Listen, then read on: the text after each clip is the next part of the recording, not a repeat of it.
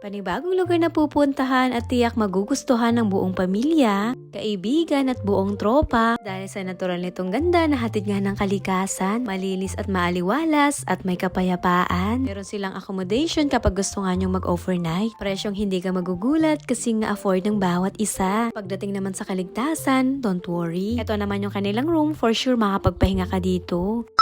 At ito na nga, welcome to Lacuatceros Resort. Ang kanilang pinagmamalaki na laging malinis at running water. At yung owner, napakabait at very hands-on nga dito sa resort na to. Sulit nga ang bawat oras kapag pumunta ka nga dito. Ito naman yung entrance fee at kapag gusto nyo pa ng maraming information, just visit their Facebook page. Meron nga rin pala silang function hall na kung saan pwede kayong mag-celebrate dito ng birthday nyo, anniversary, reunion, gathering, or any occasion. Pwede din pong meeting katulad nga ginawa namin dito. At ito nga pala yung matatagpuan sa Barangay Dimanpudso, Maria Aurora, Aurora. Kaya naman, see you there! Bye!